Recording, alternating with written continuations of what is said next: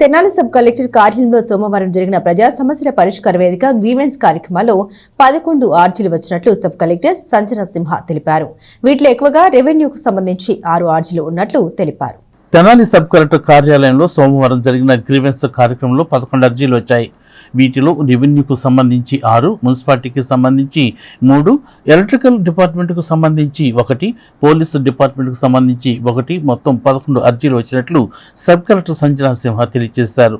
వీటిని ఆయా శాఖల అధికారులకు పంపి సత్వర పరిష్కారంకు చర్యలు తీసుకుంటామని తెలియజేశారు. ఈ గ్రీవెన్స్ కార్యక్రమంలో వివిధ శాఖల అధికారులు కూడా పాల్గొన్నారు. మార్చ్ 10th మనము PGRS కండక్ట్ చేయడం జరిగింది. ఇక్కడ సబ్ కలెక్టర్ ఆఫీస్లో మనకి టోటల్గా ఇక్కడ 11 గ్రీవెన్సెస్ వచ్చాయి.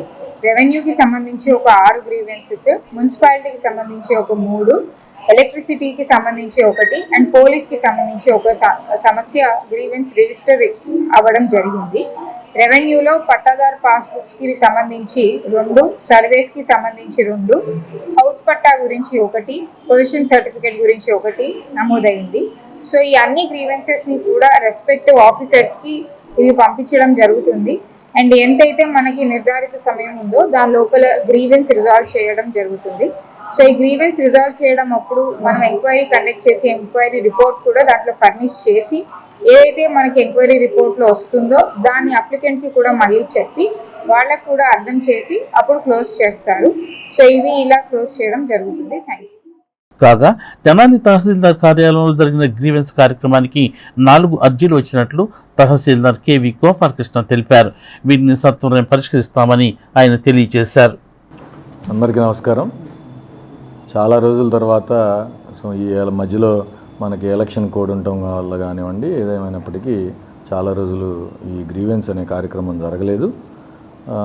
సుదీర్ఘకాలం తర్వాత ఈరోజు మనం ప్రజా సమస్యల పరిష్కార వేదికని తహసీల్దార్ కార్యాలయంలో కండక్ట్ చేసాం. అన్ని శాఖల అధికారులు పాల్గొన్నారు. ఇందులో భాగంగా ఈరోజు మనకి 4 అర్జీలు వచ్చాయి. అది బురిపాలెంలో బాగా ఏజ్డ్ పీపుల్ అడంగల్ కోసం వెళ్తుంటే అడంగల్లో బయోమెట్రిక్, ఐరిష్ 2 తీసుకోవట్లేదని ఒక అర్జీ వచ్చింది. ఇది టెక్నికల్ ప్రాబ్లం. కన్సర్న్ డిపార్ట్మెంట్తో టెక్నికల్ టీంతో ఫాలోఅప్ చేసి దీన్ని త్వరగా కంప్లీట్ చేస్తాం. అట్లాగే ఒకళ్ళు వికలాంగుల పెన్షన్ కోసం కావాలని చెప్పేసి వచ్చారు కోపల్లె గ్రామం నుంచి. మరొకళ్ళు గతంలో ఈ ప్రభుత్వ కాలనీల్లో ఇంటి పట్టా విషయంలో స్థలం స్వాధీనం చేయమని ఒక అర్జీ వచ్చింది. మరొక అర్జీ కూడా ఇట్లాంటి నివేశన స్థలం విషయమే వచ్చింది. ఈ 4 అర్జీలు కూడా నిర్ణీత సమయంలో పరిష్కరించే విధంగా కృషి చేస్తాం.